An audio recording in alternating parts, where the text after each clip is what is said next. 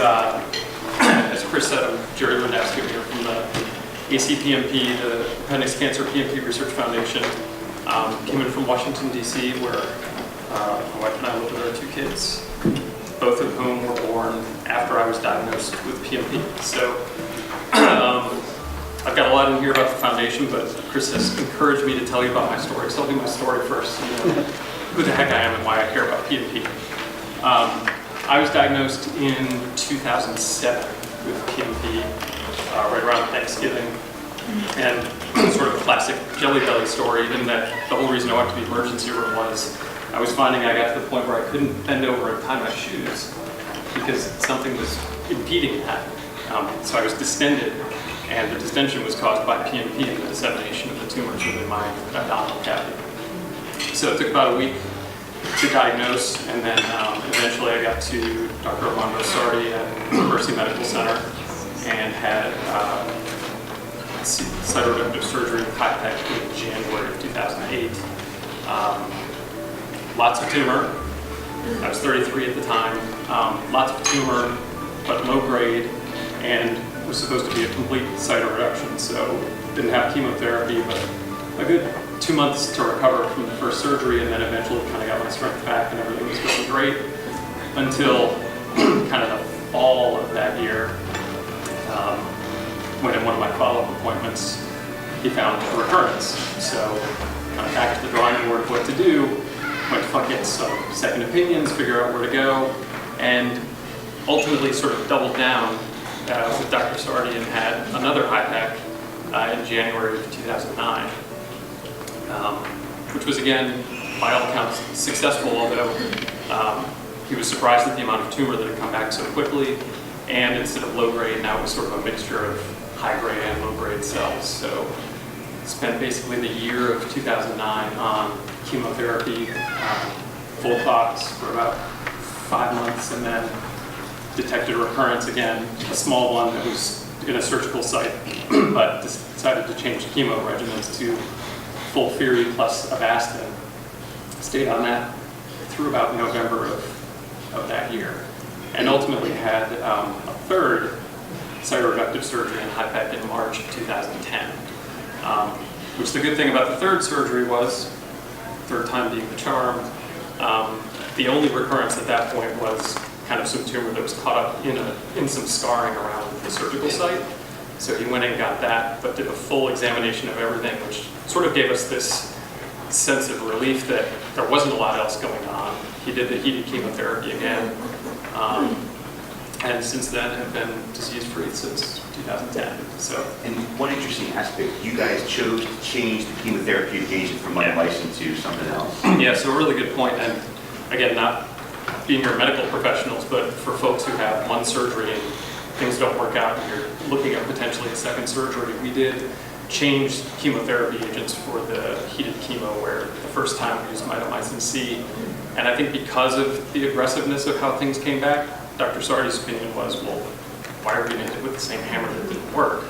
Let's think about something else. And Dr. Sardi and Dr. Sugarbaker in particular have sort of an affinity for a drug called melphalan, which is a relatively old product that was developed by GlaxoSmithKline, I think back to like the late 70s, early 80s. So we used heated melphalan for my second surgery and the third one, which for me at least seemed like it worked. And I do have some level of belief that if we just use mitomycin again, there's really no telling whether it would have worked. Did you go for a MRI or a CT scan every 6 months after you were diagnosed? We used CT. And after the first surgery, we were doing it every 3 months, which is how I got the detection. I think I got it in my third follow-up appointment from the first one. That sort of graduated eventually from every 3 months to every 6 months, and now I'm doing it once a year. Yeah. But I've never moved over to MRI. We thought about doing it because of the radiation exposure, but at this point, because they're spaced out as much as they are, and I kind of like the idea that he can pull them up and I can get his take on what he's seeing on the CTs, where the MRIs, he can't quite get that. So we're still using CTs. How many people get MRIs? There's a lot more these days, and probably will continue to go that way. So happy to talk more about my story, but I think those are probably the key points for everybody. Is changing chemo agents, I think, was sort of a unique thing that definitely I think is worth considering with your medical team if you have a recurrence after one surgery.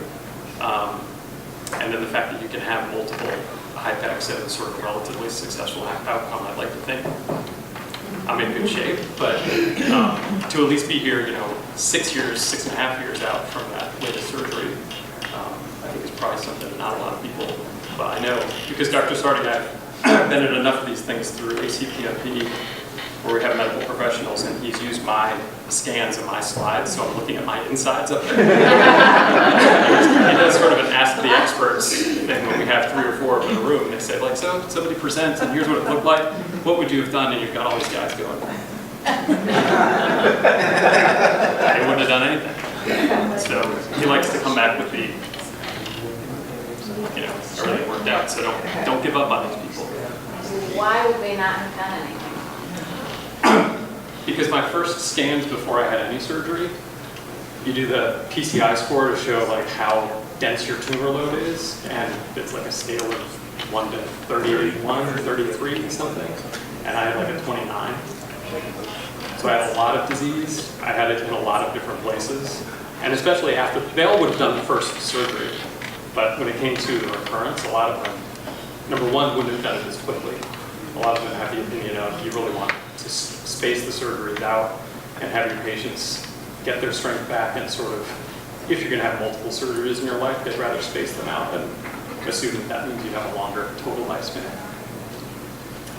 But with me being 34 years old at the time and starting a family, my opinion was very different. If we have a chance of getting in there and kicking this thing out, let's do it. Jerry, I found my second child was born after I had a PEG too. I find the second one's a little more wild. We're actually both wild type. I refer to it as the wild type mutation. Yeah. So my son is our second one, which there may be a gender aspect to these models, but I will now start calling him KRAS.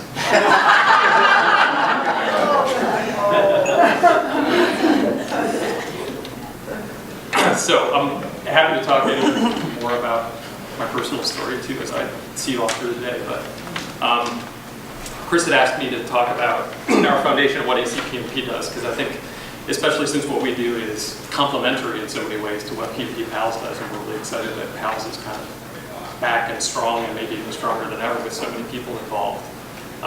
So what ACPMP does that's different is in 2008, recovering from my first surgery, we decided that there was not a lot going on out there to change the landscape of how to treat this disease. So as Chris said, you have cytoreductive surgery and HIPEC, and that's successful for some people, but it's not successful for an awful lot of people. So it seemed to us like, who's doing research on this? Who's trying to figure out a better way to do it? And frankly, at the time, thinking, well, okay, maybe I'm not going to be around because of this. How can we change this for somebody else someday?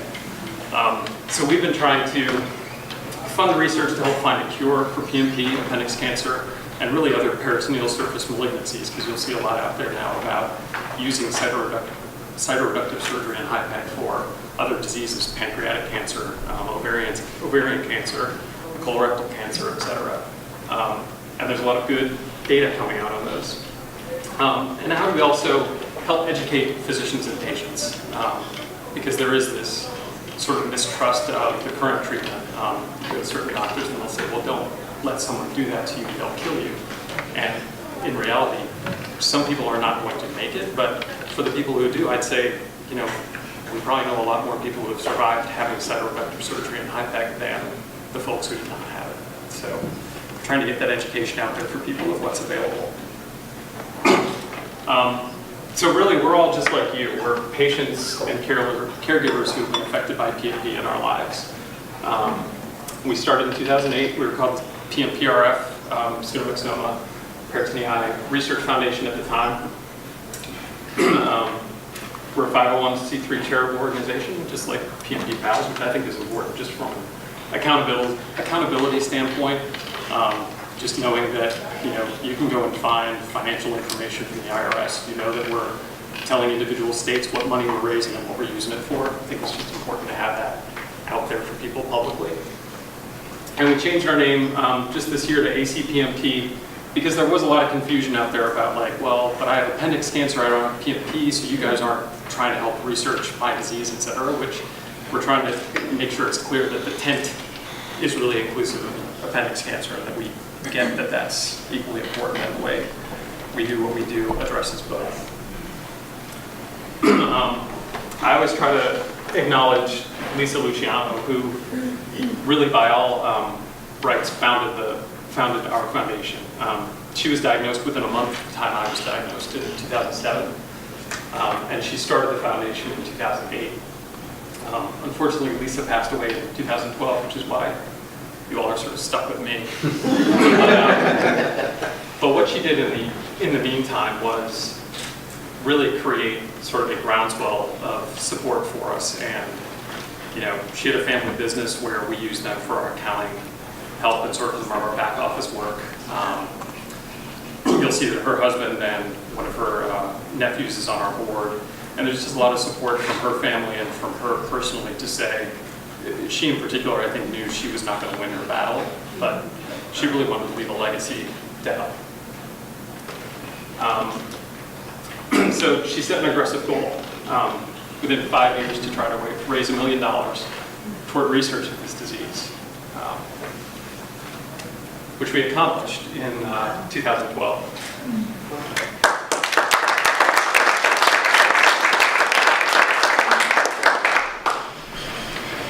So it got me thinking a little bit coming into today, like, how does that happen and how is PALS doing what you all do? And it seems to me like we all have this shared experience that we've got going on, and we're all bringing different perspectives to it. Some of us feel like, why me? Some of us feel like, how can I pay something forward? Some of us feel like I've had a good experience, great treatment, and now I'm better. Some of us feel like I'm still going through this ordeal. We're all bringing these different perspectives to what's going on, and maybe because of that we have different goals, like my own treatment, my own well-being, which by all means you should have. Some of us have goals to try to find different and better treatment modalities for the disease. Some of us have the goal to help support patients and caregivers and make sure that everybody's got resources that they need as they're going through their journeys. And some of us feel like we need to educate physicians, we need to educate nurse practitioners, et cetera. And we need to educate patients when they come into this and say, there are places to go, there are centers of excellence you should be looking at. And, don't just take the first opinion from your local doctor and assume that that's the bottom line. So what that leads to is we have different talents, and I think we're taking our different talents and kind of stitching them together to create these organizations that we have now, is where it becomes very powerful, because any one person doing this, it is a full-time job. I mean, I think Gabriella, when she was doing it was like a 20-hour-a-day job, what she did, and you guys probably have a better appreciation now as a group trying to somehow do what she did. Like, there's like 5 of us now. Yeah. There's 5 of us. So, because not many of us can afford to do this as a full-time job, it helps to have us all doing it as a second job together, bringing these different talents to bear, and really creating an organization that's probably more powerful than any one of us could have done by ourselves. So that's what we have at ACPMP, where we have 2 survivors on our board, Susan Ortega and myself, a number of caregivers, Dan Luciano, Lisa's husband, and her nephew, Therese Sturgis, Jim Carroll, and Judy Culbertson, all who were caregivers to either their spouse or, in Jim's case, his best friend, spending a lot of time to try to help out.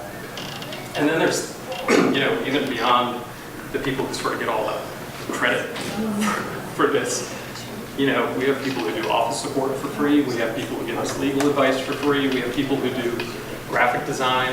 They didn't do this, that's why this doesn't look very good. But a lot of people out there doing fundraisers. So, like I said, we raised $1 million, and we didn't raise $1 million because Lisa gave X amount and I gave X amount. Like, people are doing bake sales, people are doing ultra marathons and getting sponsorships, etc. And again, any one of those things, like, where would that $1,000 go? Well, now it's $1,000 that's part of a $50,000 grant to Tokyo, Japan. So, really valuable stuff. And of course, having sort of interactions and supports of the medical professionals is important.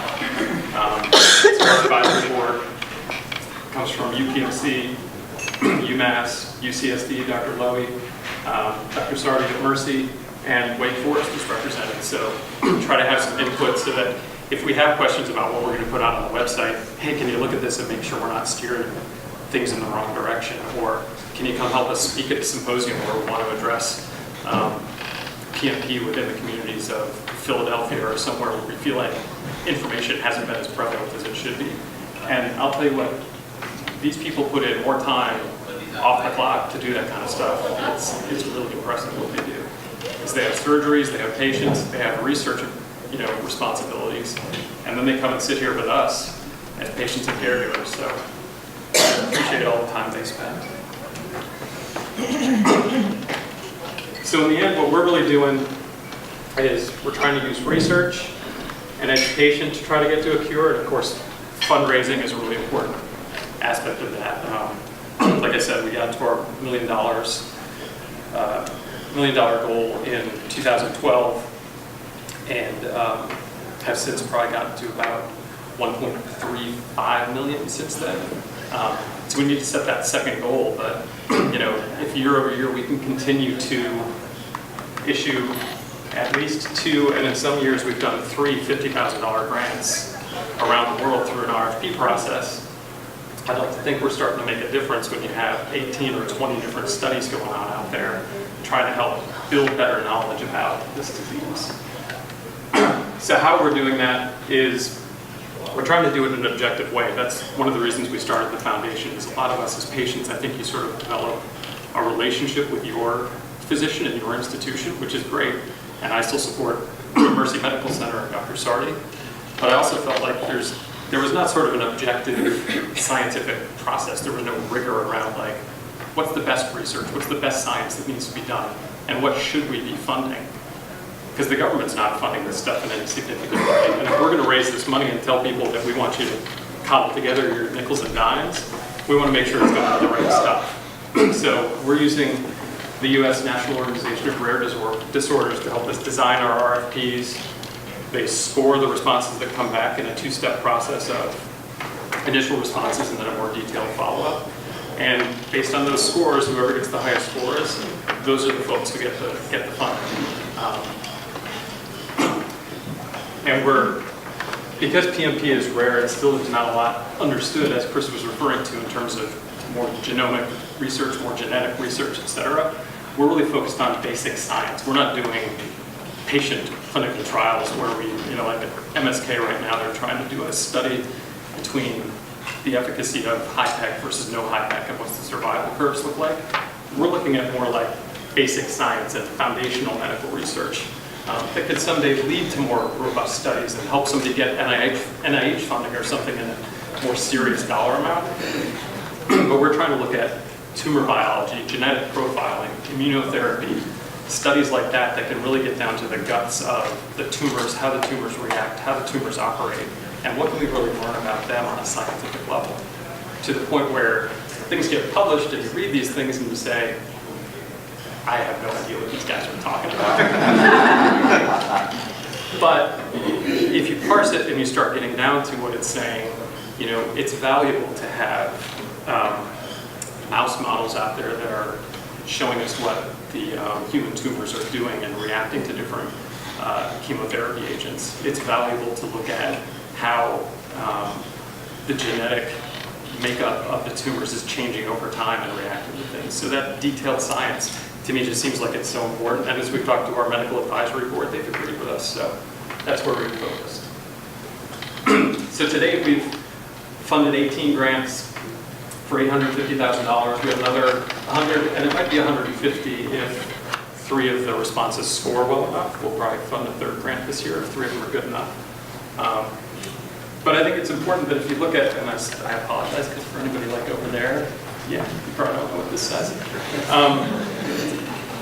But we're funding research in the U.S. as well as worldwide. So a number of different institutions in the U.S. represented, including UC San Diego, which has gotten 2 grants. So congratulations. Wake Forest, UPMC, a lot of places where specialists reside, and we know that the science is probably really good. And this is not us influencing that outcome. This is them putting forward the best proposals. So I think that's really impressive. But the fact that we've also managed to fund some things that, in Italy, in Norway, multiple awards to the folks in the UK who do this work day in and day out, as well as France, and one grant that we gave to a gentleman in Tokyo. So just nice that we have that broad range of information coming out of those studies. So if you want to see anything on those studies, and I don't know if you guys link to this or if you have something, but anybody who wants to go and look for research, we have a decent log of any important research that's out there from 2004 forward that we keep updated. Again, some of it gets pretty technical in terms of the science, but if you're looking for something in particular, it's not a bad resource to go and try to check out.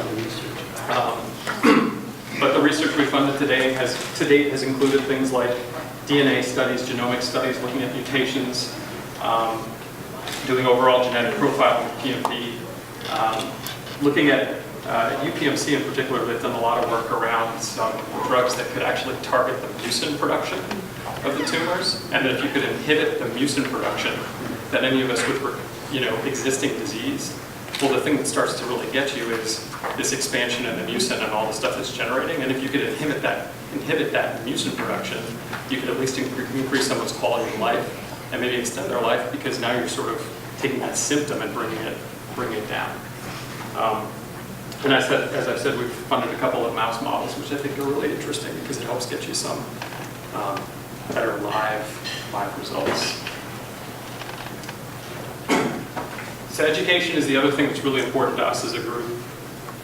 Jim Carroll and Judy Culbertson in particular in the Philadelphia area were very focused when we started the foundation on not just research, which they agreed was important, but for them, their talent and sort of interest they brought to bear was they really wanted to increase education around the Philadelphia area, because when Judy's husband was diagnosed, they got a lot of bad information, and it took them a long time to get to a specialist to see him. And they wanted to change that for anybody else in the same situation in the Philadelphia area. So they've been very focused, and we've been really focused as a group on disseminating information and being a part of educational symposia, whether it's educating doctors and nurses in an area, educating patients in an area, just getting the information out there, and that the more information you can get out there, the better. So again, just sort of a roster I won't fully go through, but East Coast, West Coast, Central US, and then there are a number of groups, including some things I think some of us don't know about. There's a group in the Mid-Atlantic region, University of Maryland, Centera Health, Mercy Medical Center, et cetera, that get together every year and compare best practices and watch each other's surgical techniques and talk about what's important and sort of try to generate best practices in a conversation for themselves. UPMC every year organizes a regional therapies conference that's really well attended within the US, that's very valuable, a lot of exchange of ideas, a lot of the best and brightest in the US getting together every year.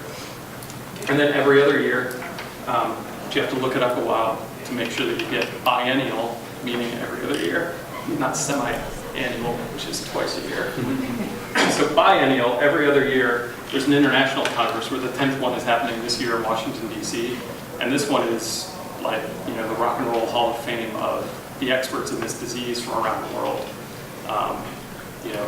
Every single time there's folks from Australia and Wales, from Japan, from China. Europe is very well represented, the US is well represented, South America is getting better represented. And it's this group that gets together and again is really trying to surface to each other what they're learning, what they can get to take from each other, how they can work together to get better outcomes. So they're working really hard for all of you.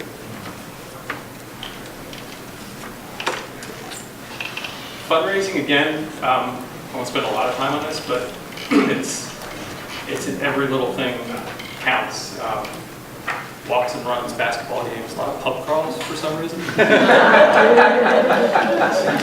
the pub crawls. But t-shirt sales. We've had patients, children's do jeans day at their school and get $5 from each kid for wearing jeans.